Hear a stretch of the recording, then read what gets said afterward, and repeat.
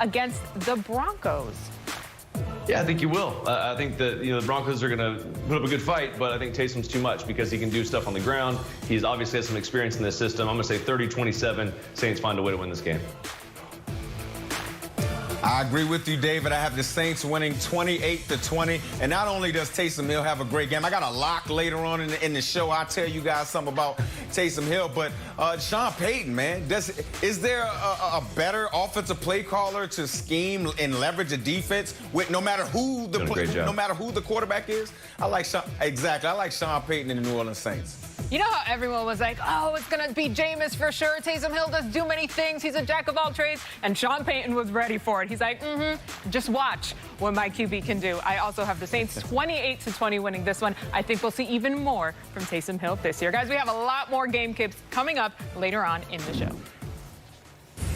Fridays around here, they get sole possession of the top spot in that division. So, gentlemen, how do we see this playing out? Rob, I'm going to start with you here because I want to know how the Colts' run defense is going to stack up against Derrick Henry, who, by the way, put up over 100 yards against them back in Week 10. Yeah, he did put up 100 yards a couple of weeks ago on 19 carries. And if you really look at the film, and if I'm the Tennessee Titans offensive staff, I'll run him a lot more because there were some holes there.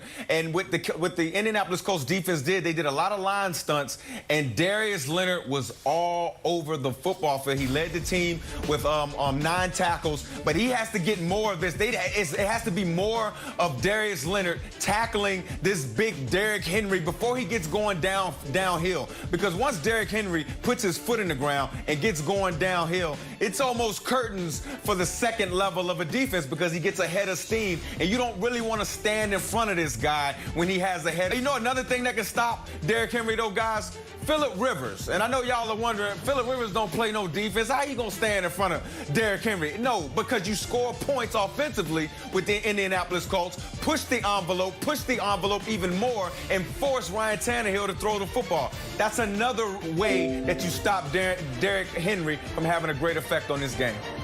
Yeah, that's a great point. You take them out of one-dimensional football where they can just pound it and make them throw the ball a little bit. And I think the other point that you brought up was great because when you watch that film, like you said, they should run the football more. They should give it to Derrick Henry more. And what does that do if you're the Colts? You're going to be forced to, because you couldn't hang with those guys. Quite honestly, I mean, if they want to come in here and run the ball 25 or 30 times, it's going to be a long day. So you got to move up, crowd the box. It's going to be one-on-ones on the outside. And who does that lean to? Ryan Tannehill and A.J. Brown. And A.J. Brown has been playing fantastic football the last couple weeks and really the last month and a half. So if you're going to go one-on-one situation because you feel like you got to maybe put an extra guy down there, he's going to make a ton of plays. And Ryan Tannehill has been doing just enough. It's exactly what he has to do when you get one-on-one situations, make good decisions, get the ball out of your hand and be accurate. He's done that. He has a stud in A.J. Brown to get it to. So if it goes to them, if it goes to that type of game, it's all going to be on Ryan Tannehill's shoulder to win this thing.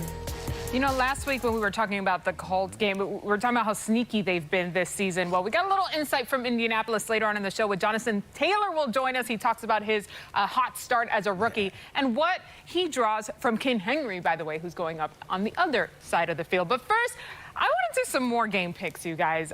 Let's take a look at what our standings are looking like. You know, I love to take a look at this board. But look, you guys are really catching up on me. I'm still in first place, 104 wins to 49. David Carr in second, 153. I see you, David. Right behind him, Rob with 99. Okay, let's pick this Titans-Colts game. David, I believe they want you to go first. Is that correct, guys? Whatever you want, okay? I'm over the 100 mark, so I'm completely happy doing that. So I'm going to say it's 27-24. I'm going to go with the Titans. Derrick Henry's going to be too much, and Ryan Tannehill, if he has to, will make one more play.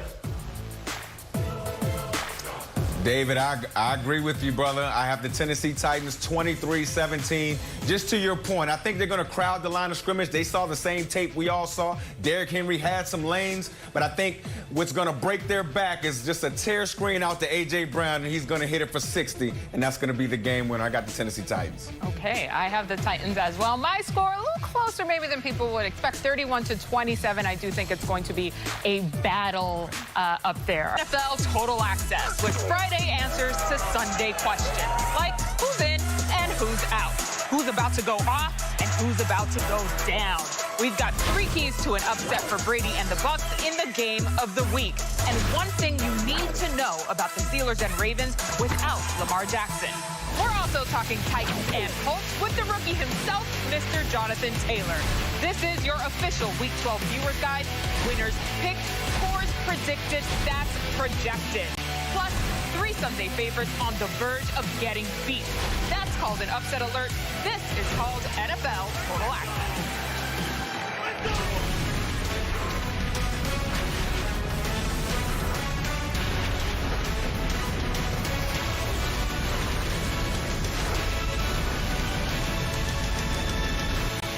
How's that turkey hangover coming along? Welcome into NFL Total Access. I'm MJ Acosta-Ruiz. Don't worry, we'll help you take care of those leftovers and prepare a full course of Week 12 matchups for you.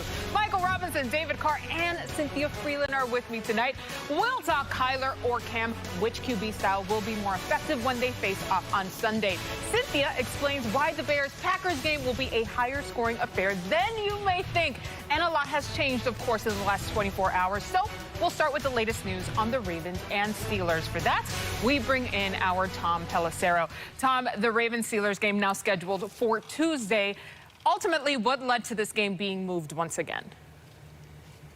Well, MJ, with the Ravens continuing to have positive COVID-19 tests pop up, the NFL and its medical experts wanted to buy a little bit more time to make sure the virus had run its course before the Ravens get onto a plane. There was additional contact tracing performed this morning after 4 more Ravens players, including Lamar Jackson, tested positive on Thursday. After that, a small group of league officials got together early this afternoon, and at that point, the decision was made to push back this game an additional 2 days. Now, a potential good sign within the past few minutes here, I have been told only 1 Ravens player, practice squad guard Will Holden, tested positive in today's round of COVID-19 testing. That could be an indicator that the virus is abating. There was also some additional schedule shuffling based upon this Steelers-Ravens game being pushed back until Tuesday night. The Ravens also were supposed to play the Cowboys on Thursday. That game has now been sent all the way back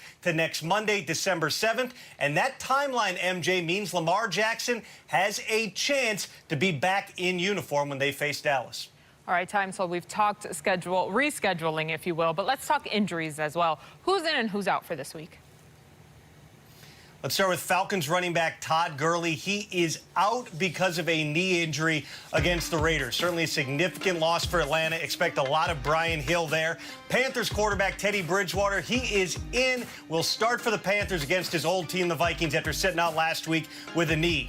Bears quarterback Mitch Trubisky, he also returns to the lineup, cleared after his shoulder injury. Nick Foles still battling a hip and a glute. It will be Trubisky Sunday night against the Packers. And Jets quarterback Sam Darnold, also back from his shoulder injury. He gets the start against the Dolphins, MJ.